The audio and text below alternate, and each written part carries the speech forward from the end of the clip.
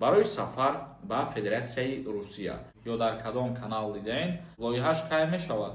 Ягон хабаре доред гӯед возвращение на родину ки гирифтем, боз ҳамаи навғониҳоро мефаҳмонем. шумо интизор бошед. Салом тамошобинони барномаҳои Сорбон Сафаров. дар мавзӯи поён рафтани нархномае ки шаҳрвандон метавонистанд даниёи худшона проверка кунанд барои ба Федератсияи Русия сафар кардан суҳбат мекунем. Бо диққат то охирша тамошо кунед. нархи санҷиши манъи вуруд ва изи ангушт барои сафар ба Федератсияи Русия айни ҳол арзонтар шудааст. дар ҳаминҷа як чизи муҳима мегӯм барои шумо. касе ки мехоҳад фаҳмидан аз Федератсияи Русия дар чорни списка ворид кардагӣ ҳастанд, ному фамилияша ё ин ки не, шумо метавонед дар рақамҳои WhatsApp ки рӯи экран ҳастад бинависонед, проверка мекунанд ва роҳи ҳал шабо барои шумо мефаҳмонанд. мавзӯи асосии имрӯзаи мо шурӯъ карда аз рӯзи 1 декабри соли равон. чихеле ки медонем барои тамоми линияҳоро проверка кардан дар Федератсияи Русия ё ки дар ҳаминҷа қарор доштан ба шуғли аҳолӣ, ҷои шиноснома ва раводид, вақте ки рафта муроҷиат мекунем, нархи хидматрасонӣ дошт ва ҳамин арзонтар шуд. шурӯъ аз 1 декабри соли равон. нархи хидматрасонӣ барои санҷиши манъи вуруд ва гирифтани изи ангушт барои сафар ба Федератсияи Русия дар намояндагии хадамоти шиносномадиҳӣ ва раводиди Вазорати корҳои дохилии ин кишвар дар Ҷумҳурии Тоҷикистон аз 460 сомонӣ ба 153 сомон поён фароварда шуд. ҳамчунин гирифтани изи ангушт 60 сомон гардид. дар ин бора хадамоти муҳоҷирати Ҷумҳурии Тоҷикистон хабар додааст.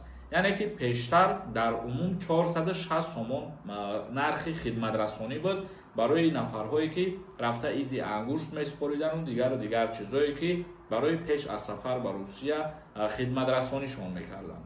ва ҳозир ҳамин дар умум 213 сомон шуд ки шаҳрвандон метавонанд рафта ба ҳамин корхонае ки аз ҷониби Вазорати корҳои дохилии Русия айни ҳол дар шаҳри Душанбе кушода шудагӣ, бо пардохт кардани 213 сомонӣ тамоми даниёи худшона, изи ангушти худшона мисол проверка кунанд ва дилпурона шаванд ки ба Русия сафар кунанд, проблемашон мешавад ё ин ки не.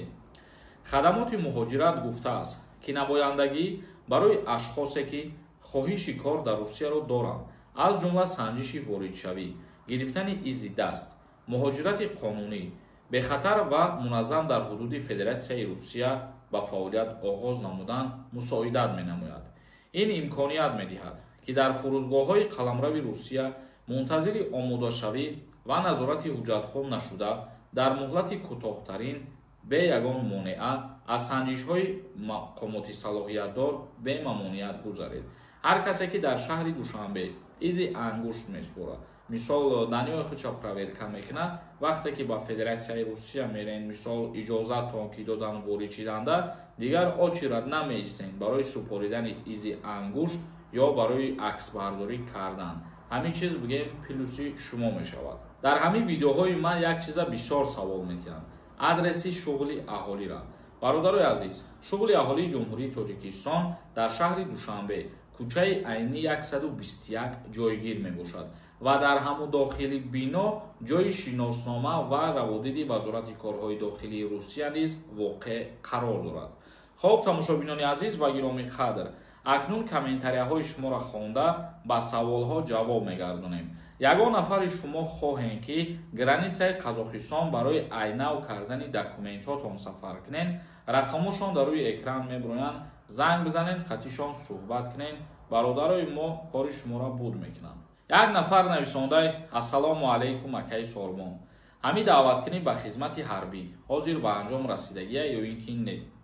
бале бародари азиз, даъваткунӣ ба хизмати ҳарбӣ тақрибан бигем ки 2 ҳафта зиёд шид ки аллакай ба анҷом расидагия, ҳозир дигар нест бародар.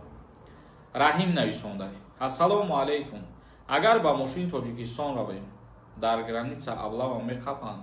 бародар, даъваткунӣ ба хизмат мо гуфтем ки ба анҷом расидагия. яқубов нависондай: видеои нав биромадай, барои СНГ роста яка ҷавоб диҳед. ман намедонам дар кадом шабакаи иҷтимоӣ ё дар кадом канал дидаен, Росия ма дарак надорам ва в курси нестам аз ягон информация наушиданаш. Каримов нависондай. Ассалому алейкум. Акаҷон созен хубен?